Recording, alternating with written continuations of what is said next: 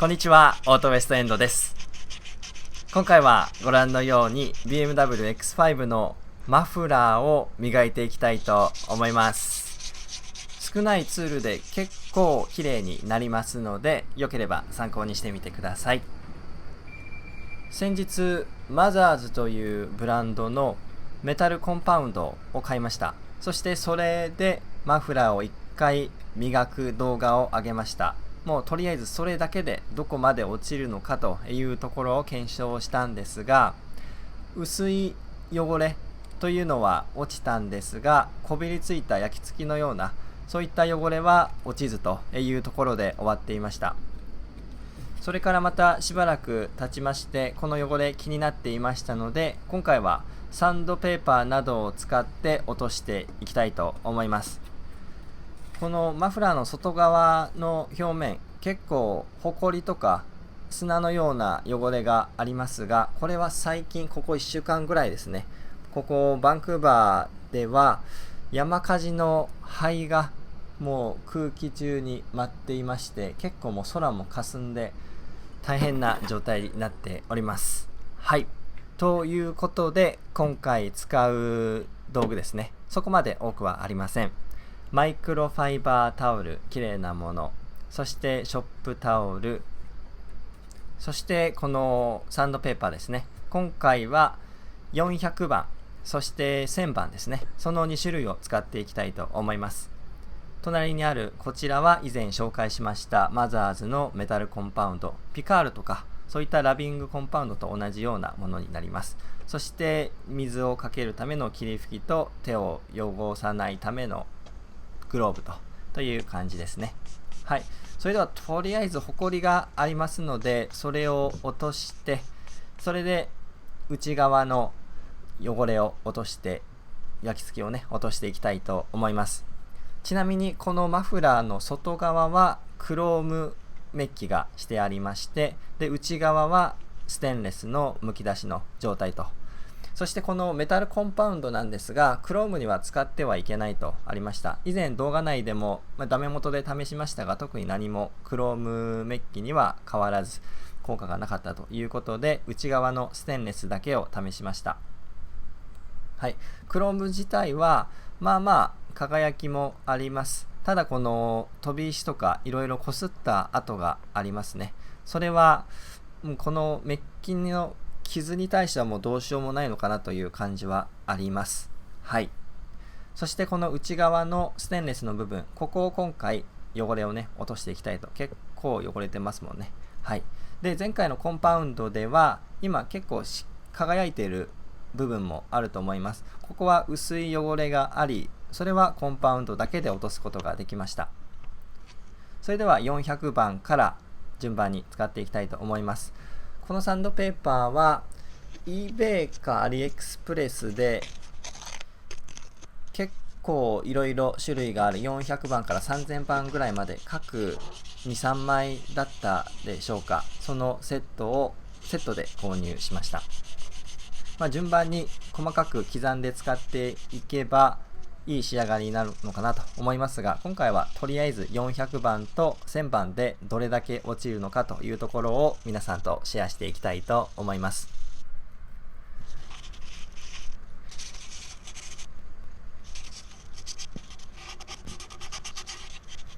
こうやって見ますと、やっぱりコンパウンドとは全然違う破壊力めちゃくちゃ落ちますね。倍速をしているので結構簡単に落ちているようには見えますが、実際には結構な労力でした。そしてこの広い部分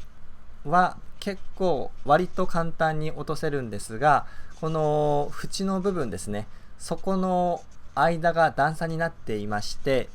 そこにだいぶ時間がかかりました。もう比率で言いますと、この広い部分の10倍ぐらい、この折り返してあるような構造になっていまして、外側から内側にクロームメッキの部分が入っていると。でそのメッキの部分とステンレスの間、そこがなかなかサンドペーパーが届かなくて落とすのに苦労しました。はい、一旦このような感じで途中経過、もうこれでいいのかなと思ってみましたが、やっぱりこの間の部分ですね、そこがここまで落とすの大変だとはね予想してなかったので結構苦戦してやっております。でこの映像には映っていませんが、後々そのいい落とし方を見つけたと言いますか、自分がやってよかったのは、何回かサンドペーパーを層にしておりまして、でその上からマイナスドライバーでこすって、で細かいところに力が届くように、そのサンドペーパーを突き破らないように気をつけながら落としました。このような状態です。とは言ってもまだこの隙間汚れ目立ちますよね。上から見る分にはそこまでこの気づかれないような汚れだとは思います。はい、こちらが全く何もしていない状態。これに比べれば400番だけで結構綺麗になったのではないでしょうか。はい、それでは1000番に移行したいと思います。自分では結構綺麗になったなとは、思ったんですが、やっぱりこうやってカメラ越しに見てみますと、この縁の部分黒いですよね。はい、ということで今録音しながら後悔してるんですが、一応400番で粗い汚れが傷がつきましたので、1000番で慣らしていくようなそんな作業です。もうそのカーボン汚れはこれ以上はこれで1000番で取れるとあまり期待はできませんね。とりあえず全体的に慣らすような感じでやっていっております。ちなみにこのくるっと外側から巻き込んであるクロームの部分、そこも結構もう傷が入っていまして、ステンレスの部分が出ているところもあります。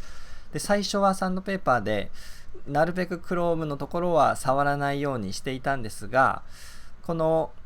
下のマフラーの下のくるっと回っている部分に関してはもう当たってしまったので、全部このメッキの部分も剥がしてしまうことにしました。そして今見えているように上の部分のくるっとなっているところはもう現状維持でちょっと置いております。はい、そして続いてコンパウンドをつけていきたいと思います。適量を取りまして、でこの薄く傷のついた表面を慣らして輝きをね取り戻していくという段階です。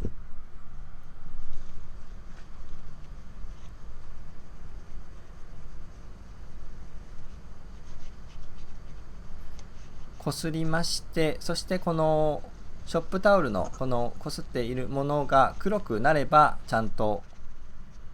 コンパウンドが作用しているという、一つの目安になります。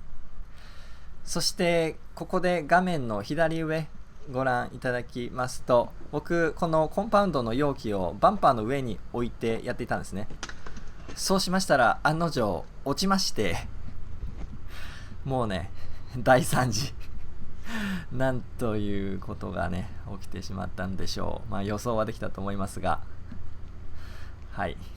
情けないという感じ。そしてこのね砂が入ってしまったので、もう取り除くのがめちゃくちゃ大変でした。結構なコンパウンドを捨てることになり焦っています。はい、この砂をねそのコンパウンドに間違えて混ざってこすってしまうと、もうサンドペーパーの400番どころの騒ぎではないので、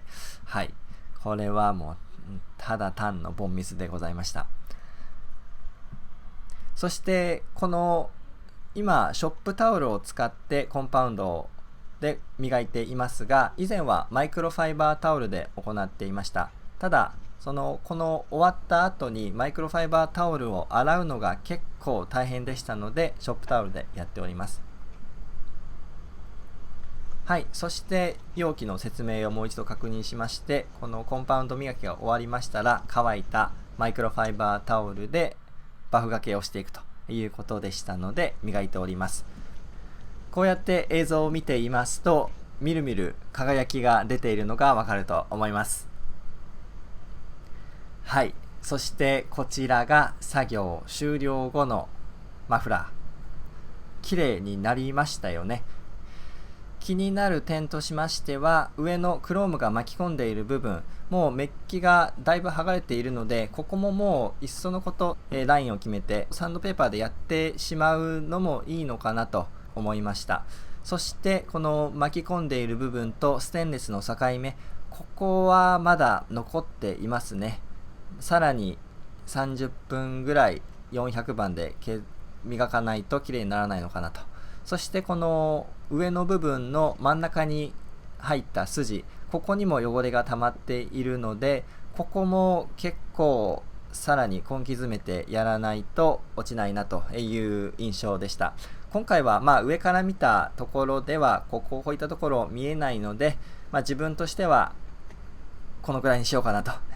もう正直この低いところにあるパーツのサンドペーパーがけ、予想以上にしんどかったです。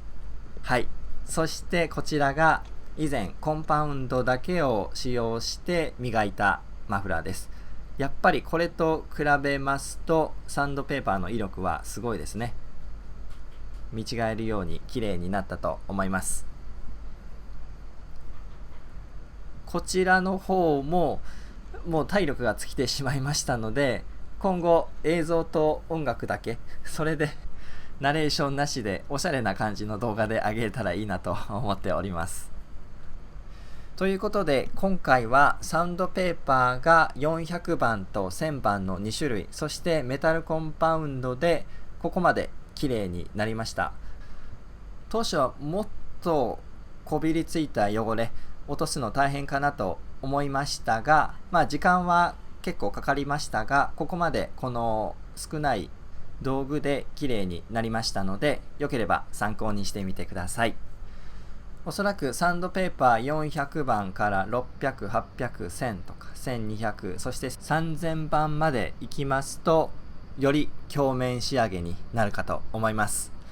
時間がありましたら、それも将来挑戦していきたいと思います。ということで、今回の動画、参考になった、自分もやってみようと、